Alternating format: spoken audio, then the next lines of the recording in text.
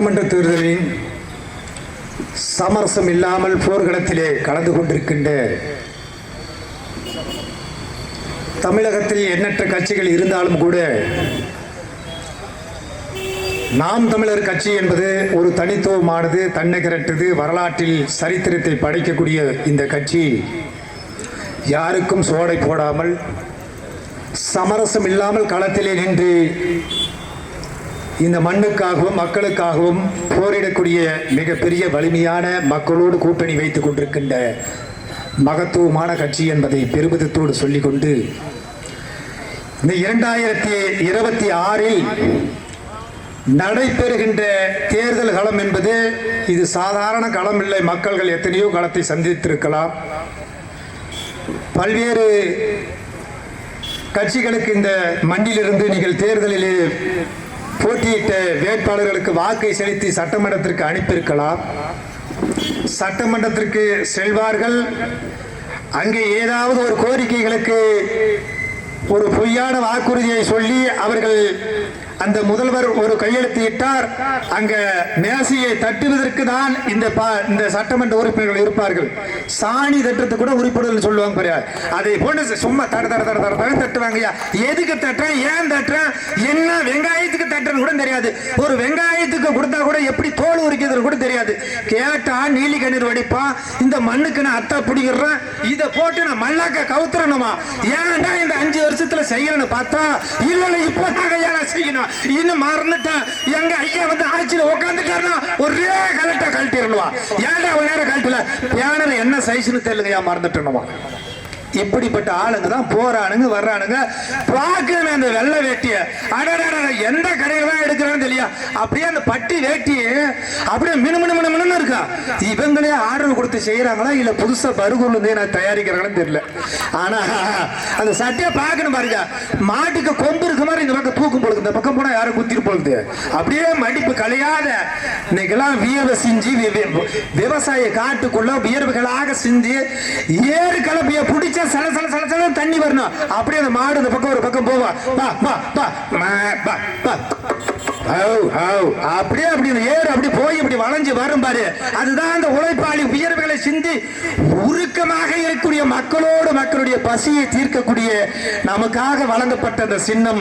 வியர்வைகளை மக்களுக்காக வியர்வை செஞ்சு உழைப்பேன் என்கின்ற விவசாய சின்னத்தை தேர்தல்களை அன்புக்குரிய என் வாக்காளர் பெருமக்களே, உங்களை எந்த ஒரு காரணத்திற்கும் விலை பேசி விலை வருவான். 2000 3000 நைட்ல இருட்டில போய் திருட்டு கோழி பிடிக்கிற மாதிரியே வருவான். எத்தனை பேர் இருக்கீங்க? ஐயா என்ற 5 ஓட்டு இருக்கு. இப்பதான் 5000 போட்டா இப்ப ஒரு அமௌண்ட் தட்டிலான்னு சொல்லிட்டு எல்லாம் விழிப்புணர்ச்சியா இருப்பான். கடைசியில ஓட்ட போட்ட உடனே ஐயா இந்த மாதிரி ஏதாவது ஒரு கையெழுத்து போடுங்க. ஐயா என்னது கையெழுத்தா? எனக்கு கால் எழுத்து கூட போட தெரியாது, தயவு செஞ்சு எங்க போய் காசை கட்டு எங்க பிஏ போடுவோன்னு சொல்லிட்டு அவர் என்ன பண்ணுவார், சென்னையில தங்கிக்குவார். நம்மளுடைய கோரிக்கை நிறைவேறாது. நம்ம எதுக்கு போனோம்னு தெரியாது. அப்படியே சொல்லுவாங்க. அதான் சொல்லுங்களா, இருக்கும்போது தெரியாது எந்த ஒரு அருவியும். அந்த ஒரு மனிதன் வந்து நல்ல ஒரு மனிதனா, சிறந்த ஒரு மனிதனை எப்படின்னா ஒரு 4 மணிக்கெல்லாம் வந்து நம்ம தூக்கத்தை கெடுத்துருவான். நம்ம ஜாம கூட ஆகி பாத்தீங்கன்னா அவன் ஏதோ சும்மா சொல்றான், அவன் வயிற்று பொழுதுன்னு நம்ம நினைப்பான். நல்ல காலம் பிறக்க சக்கமா சொன்னா வாக்கு தவறாது. உங்களுடைய எதிர்காலமே என் கையில தான் இருக்கு, உங்களுடைய தலையெழுத்தே எங்க கையில தான் இருக்குது. உங்களுக்கு இந்த அம்மா சொன்ன எல்லாமே நடக்கும். அந்த பக்கம் போயிடாத, ஜாம கூட இப்பதான் சொல்லிட்டு போனான். ஒரு அம்மா அப்பதான் வந்து சாணி தெளிக்கிறதுக்கு வெளியே வரான். அது வழக்கமா சாணி தொலைச்சு விடிகாலம் ஆனா 4 மணிக்கு ஆனா அது வயல் காட்டுக்கு சாப்பாடு செய்யறதுக்கு வெளியே வரும். ஏதாவது ஒரு பையத்தை கழிப்பிட்டானே சாம கோடாங்கி என்னத்த சொன்னாலும் அப்படியே பழிக்குமே அப்படின்னு. ஆனா இன்றைக்கு நாம் தமிழர் கட்சி இந்த தமிழகத்தில் மட்டுமில்ல சொல்லக்கூடிய அத்தனையும் நடந்துகிட்டே இருக்குது. அத்தனையும் இந்த களவாணி பயிலுக்கு களவாடுறதுல இருந்து முதல் கொண்டு இன்னைக்கு திட்டம் போட்டு திருடிக்கிட்டே இருக்கான் பாரு. அவ்வளவு நடந்துகிட்டே இருக்கு. இந்த பக்கம் போன ஒரு மலை இருந்துச்சு, இப்ப போனா பாதி மலையை காணோம். எங்கடா போச்சு பார்த்தா எலி நோண்ட மாதிரி சைடுல நோண்டிடுறான். அந்த பக்கம் இந்த பக்கம் இருக்கிற மாதிரியே தெரியுது. அந்த பக்கம் போனா உள்ள 100 அடி, நாம 50 அடி 10 அடிக்குன்னு ஒரு பள்ளத்துக்கு ஒரு லைசன்ஸ் வாங்கிட்டு இன்னைக்கு போனா 1000 அடிங்கிறான். அது எவனாவது இந்த பத்திரிக்காரன் அது இது உள்ள போய் எடுத்து படம் முடிச்சு போடலாம் பார்த்தா அதுல அவனை உள்ள தள்ளிட்டு அதுக்கு மேல ஒரு மண்ணு ஒரு லோடு கொட்டி விட்டுறான். எங்களா நீஸ் வருதுன்னு பார்த்தேன். அவன் போனவன் எங்கேயோ நீஸ் எடுக்க போறானே அந்த மலையை தேடின்னு பார்த்தா கடைசியில இவனை தேடி போனா பாடி தான் வருது. இப்படிலாம் நடக்குது. மனிதர்களுடைய அராஜகத்தையும் உரிமைகளையும் தட்டி கேட்டா இந்த உயிரை எடுத்துருவானுங்க இந்த சண்டாள உலகத்துல. அதனாலதான் சொல்லுவான்,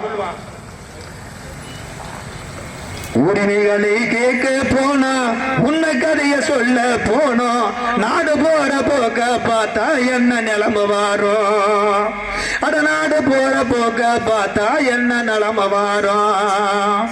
சண்டால உலகத்திலே சதிகார கூட்டத்திலே மாட்டி மூலிக்கிறனே விடிவு பிறக்கல மக்களே, விடிவு பிறக்கல. கேடு கெட்ட உலகத்திலே கெட்டலஞ்சி போகமென்னு பொய்யான வாக்குறுதி அள்ளி அள்ளி கொடுக்கிறானே ஆடம்பர வாழ்க்கையிலே, பொய்யான வாக்குறுதி அள்ளி அள்ளி கொடுக்கிறானே ஆடம்பர வாழ்க்கையிலே. பாடுபட்ட விவசாயி கோமானந்தா மெஞ்சமாடா பகுத்தறிவு பகுத்தறிவு என்று சொல்லி ஏமாத்தி உடல் உழைப்பு போனது இங்கே உண்மை கட்ட உலகத்திலே. உண்மை நாம உறக்க சொன்னா கேட்கலையே செவிடன் காதில். தானானே நாடனே தனனே நன்னே தன்னானே நானே நானே தன்னே தனத்தானே தன்னே தான நன்னே நானே நானே தன்னே தனத்தானே. நாடு போற போக்க பார்த்தா எங்கே வாழுவது, இங்கே உண்மை கதையை எடுத்து சொன்ன மக்கள் கேட்பதில்லை. பொய்யம் போரிட்டு இங்க பொய்யான வாக்குறுதி ஆயிரமோ 500க்கோ வாக்கை தொலைக்கிறானே, மக்கள் அடிமைக்கு எப்பொழுதோ சேவக செய்கிறானே. உண்மை ஒரு காலத்தில் வெல்லும், அது உறக்க சொல்வோம். அது நாம் தமிழருடைய எளிய பிள்ளைகள் நம்மளுடைய இந்த மண்ணிற்காகவும் மக்களுக்காகவும் நீண்ட நெடிய காலத்திற்கு உங்களுடைய சேவகனாக இருப்பேன் என்று என்னுடைய ஆறுயில் இளவல் இளங்கலை பட்டதாரியாக இந்த மண்ணிற்காக சேவை செய்வதற்காக என்னுடைய அன்பின் உறவுகளாக நின்று கொண்டிருக்கின்ற இந்த காலத்திலே இந்த மக்களுக்காக சேவை செய்கின்ற நாகராஜ் அவர்களை இந்த வேட்பாளருடைய பொதுக்கூட்டம் என்பது மக்களுக்கு அவர் வெறும் மிகப்பெரிய நடிகர் கிடையாது. ஆனால் இன்றைக்கு நடிகராக இருந்தால் நாங்கள் இவரை அறிமுகப்படுத்த தேவையில்லை, நீங்களே புரிந்திருப்பீர்கள். இந்த மண்ணின் மக்கள் என்பதனால் உங்களுக்காக இந்த பறைச்சாட்டி உங்களுக்காக இந்த மக்களுக்கு உழைக்கிறேன் என்ற உறுதி பூண்டு இந்த களத்திலே களமாடி நாங்கள் சொல்லுகின்ற அத்தனை வாக்குறுதிகளும் இது வெறும் வாக்குறுதிகள் அல்ல, வெற்று வாக்குறுதிகள் அல்ல. இது மக்களுக்காக சேவை செய்கின்ற நாம் தமிழர் பிள்ளைகள் சொன்ன சொல் மாற மாட்டார்கள். மக்களுக்காக சொன்ன உறுதிகளை எப்பொழுதும் அது உறுதி பூண்டு மக்களுடைய கணத்திலே நின்று வேட்டைக்கு புலிகள் எப்பொழுதும் சென்றாலும் அது புரட்சிகரமாக தனித்துவமாக தான் செல்லும். 1000-500 கூட்டத்தை சேர்க்கலாம், பணத்தை கொடுத்து இன்றைக்கு இங்கு மிகப்பெரிய ஒரு மக்கள் திரள் வெள்ளத்தை நாங்கள் காட்டியிருக்கலாம். அப்படியெல்லாம் இல்லை. இன்றைக்கு பஞ்சபாண்டவர்கள் நம்மளுடைய மண்ணிலே போர்க்களத்திற்கு செல்லும் பொழுது இந்த பகுதியில் அர்ஜுனம் என்பவர் ஒரே ஒரு 5 பேர்களை வைத்து அந்த போர்க்களத்திலே வெற்றி பண்ணார்கள். அந்த பகுதியில் 100 பேர்கள் இருந்தார்கள். ஆனால் அவர்கள் தோல்விகள் தான் கண்டார்கள். மக்கள் வெள்ளத்தில் மௌனமாக இது புரட்சி நடக்கும். இந்த தேர்தல் களம் 2026 என்பதை வருகின்ற 23 நமக்கான காலங்கள் மிகவும் தெளிவான புரட்சிகரமான சிந்தனையிலே வியாழக்கிழமை வருகிறது. இந்த தமிழ்நாட்டிற்கு ஒரு விடுதலை பிறக்கும் என்று வியாழக்கிழமையிலே தேர்தல் களத்தை வைத்திருக்கின்ற தேர்தல் ஆணையத்திற்கு ஒரு நன்றிகளை சொல்லி மக்கள் மௌன புரட்சிக்கு தயாராகியிருக்கின்றார்கள். பணத்திற்கு சோடை போகாமல் மக்களுடைய செல்வங்களையும் வளங்களையும் பாதுகாப்பு ஆக உறுதுணையாக இருந்து விவசாயி இல்லை என்றால் இந்த உலகத்தில் நமக்கு சோறுகள் கிடைக்காது. அந்த விவசாயி வாழ வைப்போம். எத்தனையோ கட்சிகள் இந்த மண்ணிற்கு நான் உழைக்கிறோம், அதை பண்ணுகின்றோம், இதை பண்ணுகிறோம் என்று வந்தாலும் நம்பாதீர்கள். நம்பினோர் கெடுவதில்லை 4 முறை தீர்ப்பு. விவசாயி நீங்க நம்பாமல் இருந்தால் நாம் பட்டினி கிடந்துதான் சாக வேண்டுமே தவிர, ஆனால் இந்த பரிதாபத்திற்கு நாம் விவசாயியை நாம் புறக்கணித்து விட்டு வேறு ஒருவர்களுக்கு நாம் வாக்கை செலுத்திவிட்டு யானை தன்மேல் மண்ணை வாரி போட்டுக் கொண்டதை போல இருந்து விடாமல் விழிப்புணர்ச்சியோடு இருந்து பணத்திற்கு சோடை போக மாட்டோம். இந்த வேப்பனப்பள்ளி சட்டமன்ற பகுதியினுடைய மக்கள் வீரம் தெரிந்த மக்கள் விவசாய குலத்தை வாழ வைத்தார்கள் என்ற அந்த பொன்னான செய்திகளை கேட்டு மிகவும் புரட்சிகரமான இந்த மண்ணிற்கு சொந்தக்காரராக நாம் வாழ்ந்து இந்த பகுதியினுடைய வேப்பனப்பள்ளி சட்டமன்ற தொகுதி என்பதை வரலாற்றில் முதல் வெற்றி வேட்பாளராக நாகராஜ் வென்றார் என்ற செய்தியில் இந்த தமிழகத்தில் முதல் குரலாக ஒலிக்க வேண்டும் என்று வரலாறு படை கிடைக்கட்டும், நாளைய தலைவர்கள் அதை எடுத்து சொல்லட்டும் என்று இந்த பொன்னான வாய்ப்புகளை இது சட்டமன்றத்திற்கு நாம் புரட்சிகரமான களமாடுகின்ற ஒரு வேட்பாளரை நாம் அனுப்புவோம். இதற்கு முன்பு எத்தனையோ இந்த சட்டமன்றத்திற்கு சென்றிருந்தாலும் அவர்கள் எல்லாம் ஒரு சோறை போடுவர்கள் என்று நினைத்துக் கொண்டு வருங்காலத்திற்கு ஒரு வீரத்தையும் விவேகத்தையும் சொல்லுகின்ற வேட்பாளரை அனுப்புவோம். அன்பு கிடந்த வாக்காளர் பெருமக்களே, நீங்கள் ஒவ்வொரு வாக்குகளும் இந்த விவசாய சின்னத்திற்கு செலுத்துவது அது வீரத்தையும் இந்த மண்ணினுடைய மானத்தையும் காப்பாற்றும். அந்த மானத்தை மாறாமல் மறவர்களுடைய நம்மளுடைய வீரம் செலுந்த இந்த தமிழகத்திற்கு நம்ம போற்றக்கூடிய அந்த வாக்கு விலை மதிப்பட்டது. அந்த விலை மதிப்பற்ற வாக்குகளை வீணடித்து விடாதீர்கள். ஏதோ நம்ம ஒரு நாள் செலுத்துகின்ற அந்த ஒற்றை வாக்குதான் இந்த 5 ஆண்டு காலத்தினுடைய தமிழகத்தை திரும்பி பார்க்கின்ற வரலாற்று சின்னமாக இருக்கும். உழவர் கொடியை நம்ம மறந்துவிடக் கூடாது. உங்களுடைய விலை மதிப்பற்ற வாக்குகளை உழவர் சின்னத்திலே முத்திரையிட்டு பெருவாரியான வாக்கு வித்தியாசத்தில் வெற்றி பெற்றார்கள் என்ற செய்திகளை கேட்டு பேரன்பு கொள்வோம், பெருமகிழ்ச்சி அடைவோம். விவசாயி வாழ்க, வரலாற்றினுடைய வெற்றிகளை சின்னங்களை நாம் பறித்து நாம் விவசாயியை வாழ வைத்து மக்களுக்கு நாம் சேவைகளை செய்வோம். அந்த சேவையினுடைய நாயகனாக என் அன்பு அண்ணன் நம்மளுடைய இன்றைக்கு தேர்தல் களத்தில் முதல் ஆளாக 234 தொகுதிகளிலும் 117 ஆண்கள் 117 பெண்களுக்கு சமரசம் இல்லாமல் சரிக்கு சரியாக பிரித்து நாம் களத்திலே நின்று களமாடி கொண்டிருக்கின்ற நாம் தமிழர் பிள்ளைகள் எப்பொழுதும் சோலை போக மாட்டார்கள், பணத்திற்கு விலை போக மாட்டார்கள். நேற்றைய தமிழக ஆள் உரிமை கட்சியில் என்று ஒரு வேட்பாளரை அந்த புகைப்பட கருவி சின்னத்திலே நிறுத்தினார்கள். அந்த தம்பி என்ன பண்ணாரோ பயந்தாட்டார் என்னன்னு தெரியல.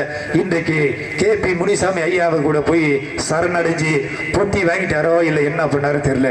அதையெல்லாம் அதை பூண்டு பின்வாங்காமல் களத்திலே புரட்சியோடு சண்டைக்கு தயாராக நின்று கொண்டிருக்கின்றோம். இது சண்டையில் போர்க்களம். இந்த போர்க்களத்திலே வெற்றி காண்போம். நாம் தமிழர் வாழ்க, வரலாற்றில் சிறப்பாக இருக்கும்.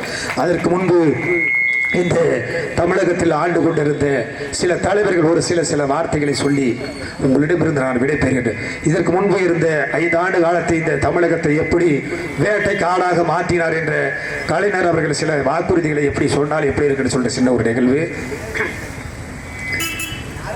தமிழர்களே, தமிழ்நாட்டு மக்களுடைய ஆட்சியில் நான் பொய்யான வாக்குறுதியை அள்ளி தெளிச்சால கூட நம்பி வாக்கு செலுத்தினீர்கள். நம்பிக்கைதான் வாழ்க்கை என்று நான் அண்ணா காலத்திலே அண்ணாவிற்கு பிறகு நான் தான் அந்த நாற்காலியை பிடித்து பல்வேறு முறைகள் தமிழ்நாட்டு மக்களை எப்படி சொன்னால் எப்படி வியாபாரர்கள் என்று நான் பல பள்ளிக்கூடத்திலே படித்துள்ள மக்கள் அனுபவத்தை பெற்று வாக்குறுதியை சொல்வேன். அதை சொன்னால் மக்கள் இன்றைக்கு கேட்டுட்டு நாளைக்கு மறந்துடுவாங்க.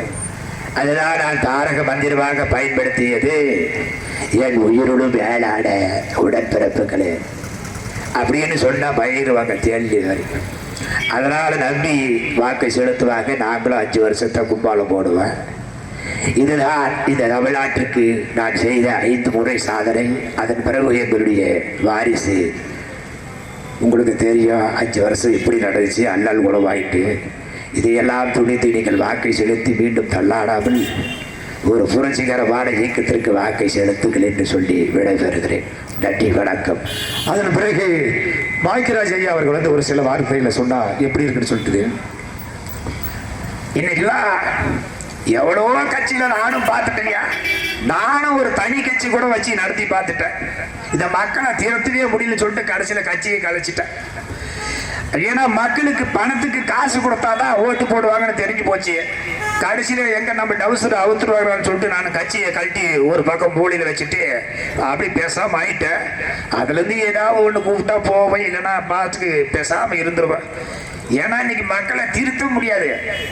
அந்த திருடனா பார்த்து திருந்தா விட்டால் திருட்டு ஒழிக்க முடியாதுன்ற மாதிரி அவங்களை எதையுமே செய்ய முடியாதுன்றதுனால நானும் விட்டுட்டேன். அதுக்கப்புறம் நல்லவங்களா வந்து இன்னைக்கு மேலதோறும் கத்திக்கிட்டு இருக்காங்க. போவ தொண்டை தண்ணி வத்த அவங்களுக்கு நான் உறுதுணையா இருக்கலாம்னு சொல்லிட்டு அப்படியே வந்துட்டேன். நல்லவங்களை பார்த்து வாக்கு செலுத்துங்க, அது உங்களுக்கு நல்லது. எதிர்கால சன்னதிகளுக்கு நல்லதுன்னு சொல்லிட்டு வெளியே பெறுறேன். நன்றி, வணக்கம். இதை போன்று எண்ணற்ற தலைவர்கள் பேசிக்கொண்டே இருக்கலாம். அடுத்தடுத்த பேச்சாளர்கள் நிறைய பேர் காத்திருக்காங்க. ஒரே ஆள் பேசுனா விடியிலிருந்து நாளைக்கு காலையில் இதே மாதிரி பொதுக்கூட்டம் வெளியே பேசிக்கிட்டே இருக்கலாம். அவர்களுக்கெல்லாம் வாய்ப்பை கொடுத்து நாளைக்கு நாம் தேர்தல் களத்தில் சந்திப்போம், சிந்தித்து வாக்களிப்போம் என்று சொல்லி விடைபெறுகிறேன். நன்றி, வணக்கம். நாம் தமிழர். நன்றி.